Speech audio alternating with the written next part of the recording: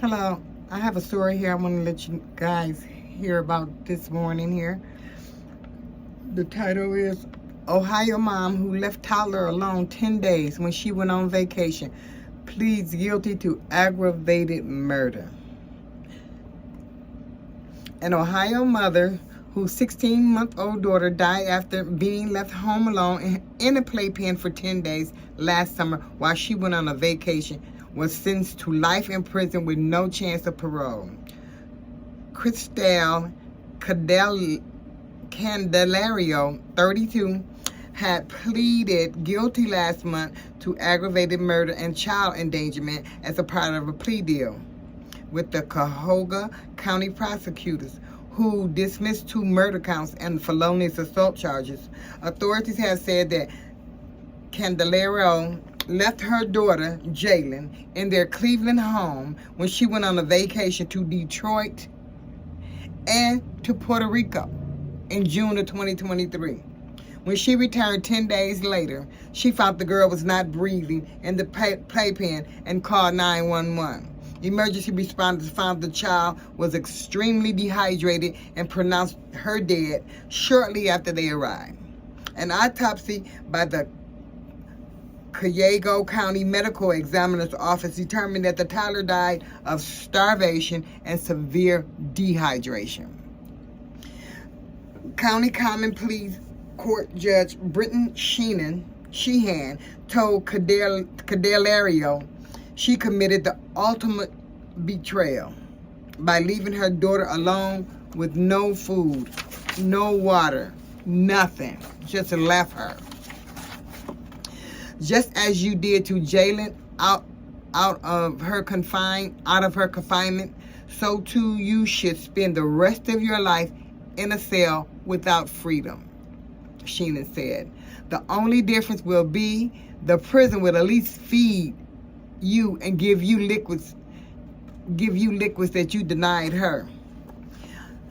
The mother, who has struggled with depression and related mental health issues, said she has prayed daily for forgiveness. There is so much pain that I have in regards to the loss of my baby, Jalen, she said. I'm extremely hurt about everything that happened. I am not trying to justify my actions, but nobody knew how much I was suffering and what I was going through. God and my daughter have forgiven me. I hope they have. But like that judge said, you're getting confined for life. You're going to be confined like you confined your daughter for those 10 days, your 16-month-old daughter, to go hang out and party? Wow. Wow. This her to hang out and party?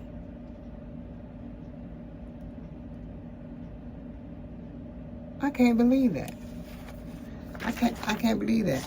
That's what I can't believe that. 16 months? Oh my God, that is crazy.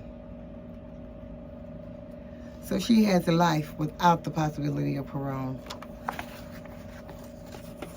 She's going to be confined. He said she's going to be confined just like you confined your baby for those 10 days and your baby died.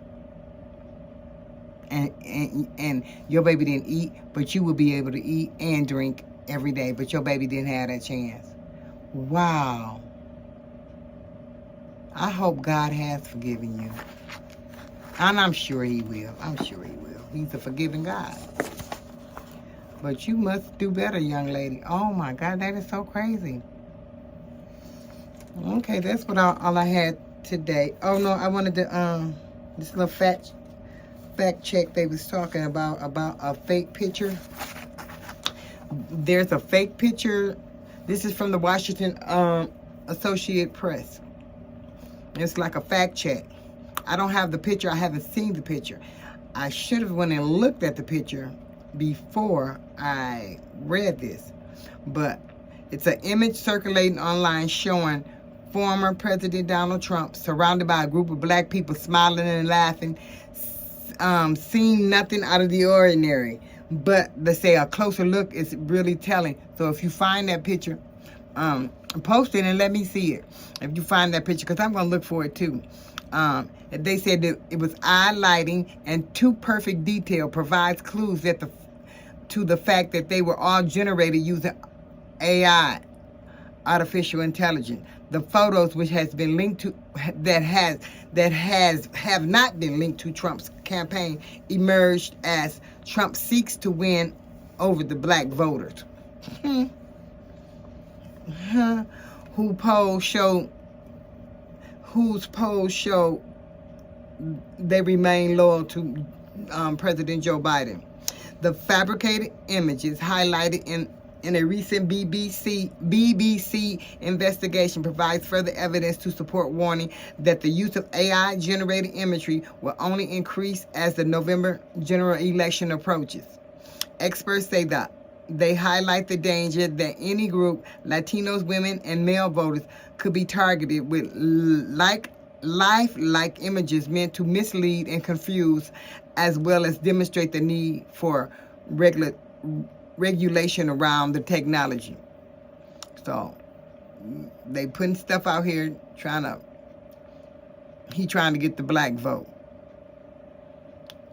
And you got people putting out these images, these fake images that he supports the black people, that he's talking with the black people and stuff, but they say it's fake. They say they did a closer look, and I'm gonna go find that picture, and when I do, I'm gonna put it back. And if I don't find it first, you find it and put it down in the comments, so I can see it. But yeah, so just be careful. We have to be careful, because we really don't need Donald Trump in office again with he's a bully, and he has no self-control. Yeah. Okay, the Center for Countering Digital, in a report published this week, researchers this week, and that means that was last week, researchers at the nonprofit Center for Countering Digital Hate used several popular AI programs to show how easy it is to create realistic deep fakes that can fool voters. The researchers were able to generate an image of Trump meeting with Russia operative, Biden stuffing a ballot box, and armed militant members at polling places. Even though many of these AI programs say they have rules and prohibit this kind of content, the center analyzed some of the recent deepfakes of Trump and black voters and determined that at least one was originally created a satire but was now being shared by Trump supporters as evidence of his support among blacks. Social media platforms and IA companies must do more to protect users from IA's harmful effects, said Amran Amhi, the center's CEO and founder. If a picture is worth 1,000 words, then these dangerously suspicious images generators, coupled with content moderation efforts of mainstream social media, represented as a powerful tool for bad actors to mislead voters, as we've ever seen. This is a wake-up call for AI companies, social media platforms, and lawmakers. Act now or put America's democracy at risk. The images prompted alarm on both the right and left, and they could mislead people about the former president's support among African Americans. Some in Trump's orbits have expressed frustration at the circulation of the fake images, believing that the manufactured scenes undermines Republican outreach to black voters. If you see a photo with Trump with black people and you don't see it posted on an official campaign or surrogate page, it didn't happen, said Deontay Johnson, president of Black Conservative Federation. It's nonsensical to think that Trump campaign would have to use an AI to show his black support. That is sad. Experts expect additional efforts to use AI-generate deepfakes to target specific voter blocks in key swing states such as Latino women's, Asian Americans, and older conservatives, or any other demographic that the campaign hopes to attract, mislead, or frighten. With a dozen of countries holding elections this year, the challenge posed by deep fakes are a global issue. In January, voters in New Hampshire received a robocall that mimicked Biden's voice, telling them falsely that if they cast a ballot in the state's primary,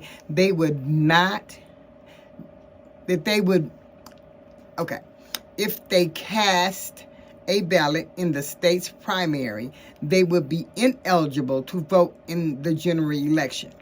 A political consultant later acknowledged creating the robocall, which may be the first known attempt to use AI to interfere with the U.S. election. Such content can have a corrosive effect even when it's not believed, according to I gotta stop that.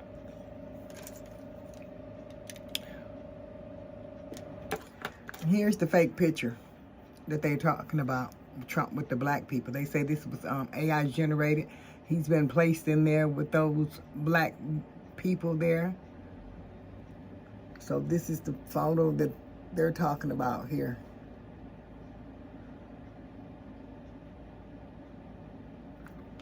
Yeah, that's it right there.